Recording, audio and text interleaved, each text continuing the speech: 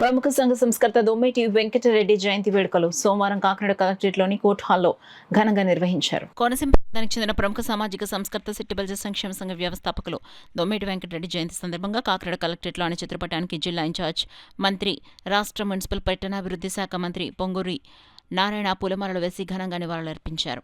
ఈ సందర్భంగా ఆయన మాట్లాడుతూ, వారు చేసిన సామాజిక సేవలకు గుర్తుగా దొమ్మేటి వెంకటరెడ్డి జయంతిని రాష్ట్ర ప్రభుత్వం అధికారికంగా నిర్వహిస్తోందన్నారు.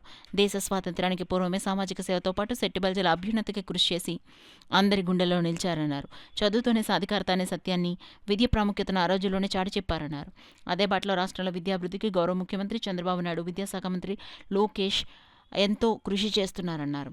ఈ సందర్భంగా స్వర్గీయ దొమ్మేటి వెంకటరెడ్డికి ప్రభుత్వ విప్లు దాట్ల సుబ్బరాజు, యనమల దివ్య, ఎమ్మెల్సీలు పెరపత్ర రాజశేఖరం, కరి పద్మశ్రీ, ఎమ్మెల్యేలు Vanamadi Kondababu, Nimmakala Chinnajappa, Jyothula Nehru, Varapala Satyaprabha, civil supplies corporation chairman Thota Sudheer, మాజీ ఎమ్మెల్యేలు ఎస్విఎస్ఎన్ వర్మ, పెండెం దొరబాబు, జిల్లా collector Shanmohan Sagili, joint collector Apoorva Bharat, DRO D Thippenayak, BC సంక్షేమ శాఖ అధికారి జి శ్రీనివాస్, పలువురు ప్రజాప్రతినిధులు, సెట్టిబల్జ నాయకులు నివాళులర్పించారు.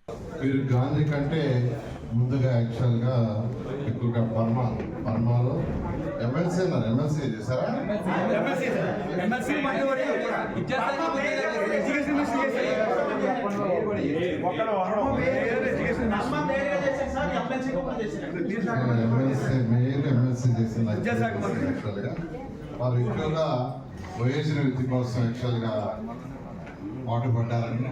ఎందుకంటే ఏదైనా ఒక రాష్ట్రమైనా, ఒక దేశమైనా, ఒక జిల్లా అయినా, ఒక కాన్స్టిట్యున్సీ డెవలప్ కావాలంటే విద్య ద్వారానే అవుతుంది అల్టిమేట్గా. అందుకనే గవర్నమెంట్ ముఖ్యమంత్రి గారు ఈరోజు హై ప్రయారిటీ కల్పిస్తూ, విద్యాశాఖ మంత్రి లోకేష్ గారు ఎడ్యుకేషన్కి హై ప్రయారిటీ ఇస్తూ ఈరోజు పాఠశాలను పునరుద్ధరించడం కానీ, యూనివర్సిటీలు చేయడం కానీ చేస్తారు.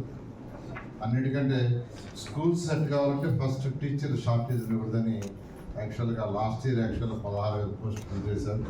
ఈసారి కూడా యాక్చువల్గా చేస్తారు. ఈ విధంగా ఈరోజు గవర్నమెంట్ ముఖ్యమంత్రి గారు ఆ రోజు 1905 అంటే స్వతంత్రానికి ముందే ఏదైతే ఈ యొక్క విద్య కోసం దొమ్మేటి వెంకటరెడ్డి గారు పాటుపడ్డారో దాన్ని ఈరోజు గవర్నమెంట్ ముఖ్యమంత్రి గారు కూడా అదే యాంగిల్లో